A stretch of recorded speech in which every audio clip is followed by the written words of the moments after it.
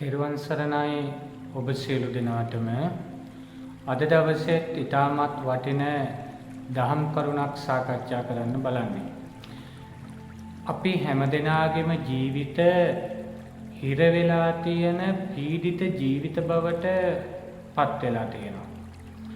අපට අවශ්‍යයි පීඩිත ජීවිත, පීඩනයට පත් වෙලා තියෙන ජීවිත සුළඟ වගේ හමාගෙන යන, ජලය වගේ ගලාගෙන යන නිදහස් ජීවිත බවට පත් කරගන්න අපට අවශ්‍යතාවය තියෙනවා. ඒ සඳහා අපේ ජීවිතය තුළින් ඉස්මතු කරගන්නට ඕනේ වෙන වටිනා නිදාන තුනක් අපේ ඇතුළාන්තේ වැළලීලා තියෙනවා. අන්න ඒ නිදාන තුන අපි ගොඩ දා ගන්න ඕනේ. ඒ නිදාන තුන තමයි අපේ ජීවිතය තුළින් ගොඩ දා ගන්න ඕනේ ආදරය කියන නිදානය. දෙවෙනි එක තමයි කිසිම දවසක කිසිම දාක පළමු වෙන්නා වෙන්නට දඟලන්න ඕනේ. හොඳ නැහැ. ඒ වගේම තමයි තුන්වෙනි එක තමයි කිසිම දවසක පමණට වඩා වැඩියෙන් දේවල් කරන්නට ඕනේ. මෙන්න මේ කාරණා තුන තමයි අපේ ජීවිතයක් තුළින් ගොඩ නගා ගන්න ඕනේ නිදාන තුන, ගොඩ දාගත යුතු නිදාන තුන. ආදරය කියන එක, ආදරය, දයාව, කරුණාව, මෛත්‍රිය, අනුකම්පාව, සෙනෙහස, ප්‍රේමය, මේ කියන හැම දෙයක්ම අපේ හදවතට දැනෙන දේවල්. කිසිම දවසක ආදරය කොටු කරලා රාමුවක් ඇතුලේ කරන්න පුළුවන් කමක් නැහැ. අපි වැඩිපුර අපේ සමාජයේ කරන්නේ ආදරයක් නෙමෙයි, කෑදරකමක්. තමන්ට ඕනේ වපසරිය තුල තමන්ට අවශ්‍ය කෙනා පැවැත්වීම තමයි තමන් කරන්නේ. ඒක නිසා මතක තියාගන්න, ආදරය කියලා කියන්නේ හදවතට දැනෙන දෙයක්. කරුණාව කියන්නේ හදවතට දැනෙන දෙයක්.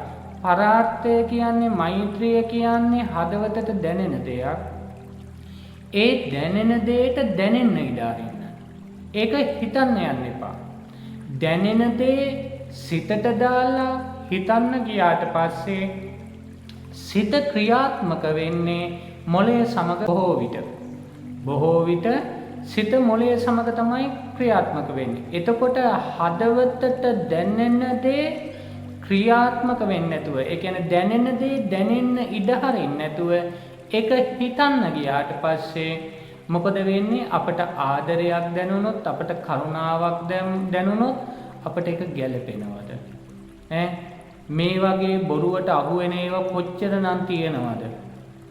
හිත මොකද කරන්නේ? ඒක දැනිච්ච දේ දැනෙන්න දෙන්නේ නැතුව ඒක හිතනවා.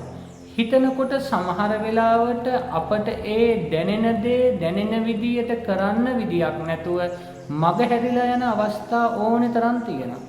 අපට හිඟන මිනිස්සෙකුට, දුප්පත් මිනිස්සෙකුට උදව් කරන්න දැනුනොත් දැනිච්ච දේ දැනෙන්න හරින්න. ඒක හිතන්න ගියාට පස්සේ මොකද වෙන්නේ? අපට මොළය සමග ක්‍රියාත්මක වෙලා ඕක වැඩක් වෙන්නේ නැහැ. ඔය වගේ බොරුවට සල්ලි එකතු කරන මිනිස්සු නම් කොච්චර ඉන්නවද? මේ වගේ තර්ක හිත ඇතුලේ ගොඩ නගලා දැනිච්ච දේ දැනෙච්ච විදියට කරන්න ඉඩ නොදී ඒක මග හරවනවා. ඒක නිසා මතක තියාගන්න, අපට යහපත් දේවල්, සමානාත්මතාවය, සමබරතාවය, පරාර්ථකාමීත්වය, මේ දේවල් දැනෙන්නේ හදවතට. ඒක තමයි ආදරය කියලා කියන්නේ. ඒ ආදරය දැනෙනකොට දැනෙන්න හරින්න. ඊළඟ එක තමයි මම ඔයාලට කිව්වොත්, ලෝකේ කවදාකවත් පළමු තැන ගන්න යන්න එපා. සමාජයේ කවදාකවත් පළමු තැන ගන්න යන්න එපා.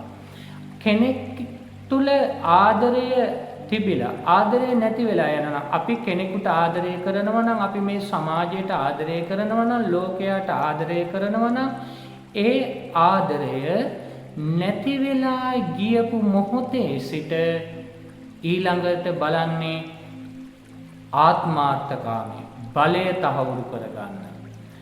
ආදරය නැති වෙච්ච මොහොත තියෙනවද? ඒ මොහොතෙන් ආරම්භ වෙන ඊළඟ තප්පරේ ඉඳලා මිනිස්සු කරන්නේ ආත්මාර්ථය බලය පවත්වන්න, තනතුරු ආරක්ෂා කරන්න, තමන්ගේ දේක ගොඩනගා ගන්න ආත්මාර්ථයක් උදෙසා යන ගමනක් බිහි වෙනවා. දැන් ටිකක් හිතන්නකෝ ඔබ දරුවන්ට ආදරය කරනවා. ඔබ දරුවන්ට ආදරය කරනකොට ඔබ කැමති ඔබ පළවෙනි තැනට යන්නද ඔබ ආදරය කරන දරුවා පළවෙනි තැන ලබනවා දකින්නද ඔබ කැමති? ඔබ අනිවාර්යෙන්ම කැමති ඔබ ආදරය කරන දරුවා පළවෙනි තැන ගන්නවට ඔබ කැමති.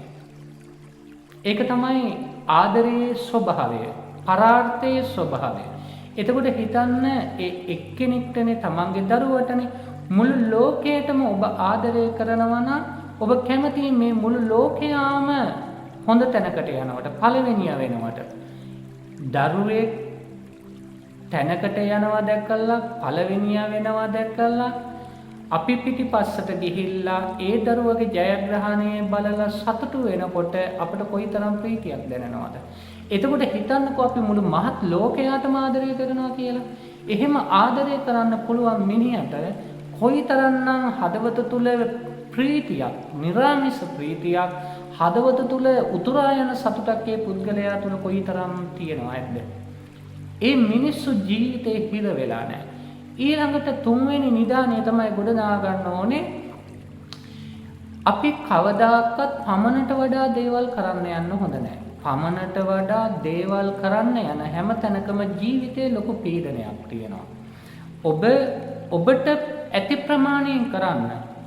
ඔබ හිතන්නකෝ අල්ලපු ගෙදර මිනිස්සු ජීවත් වෙන විදියට ඔබ ජීවත් වෙන්න ගියොත් ඔබේ ප්‍රමාණයට නැතුව වැඩිපුර ප්‍රමාණයකින් ඔබ ජීවත් වෙන්න උත්සාහ කරන හැම තැනකම ඔබට පීඩනයක්. අල්ලපු ගෙදර කෙනා වාහනයක් ගත්තා නම් ඔබත් අල්ලපු ගෙදර කෙනාගේ මට්ටමට තමන්ගේ ප්‍රමාණය ඉක්මවලා වැඩ කරන්න ගියොත් ඔබට ඒක ඒ ජීවිතේ ලොකු පීඩනයක් ඇති වෙනවා. ඒක නිසා මතක තියාගන්න අපි මේ සමාජයේ ජීවත් වෙනකොට කිසිම දවසක ප්‍රමාණය ඉක්මවලා වැඩ කරන්න එපා. ඔබම වෙන්න. ඔබ කවදාකවත් තවත් කෙනෙක් බවට පත් වෙන්න යන්න එපා. එතකොට ඔබම වෙන්නේ නැතුව තවත් කෙනෙක් බවට පත් වෙනවා කියලා කියන්නේ ඔබට ජීවිතේ පීඩනයක් ඇති වෙනවා. ඒක නිසා මෙන්න මේ කාරණා තුනෙන්ම අපි එකට එකතු කරලා ගත්තොත් දැනෙන එකම දේ තමයි ඔබම වෙන්න. ඔබ මේ ලෝකයේ තුල, මේ සමාජය තුල ඔබ ජීවත් වෙන්න. හැබැයි කිසිම දවසක ලෝකය ඔබේ ඇතුළාන්තයට ගන්න එපා. ඔබලා කරන්නේ මොකද්ද?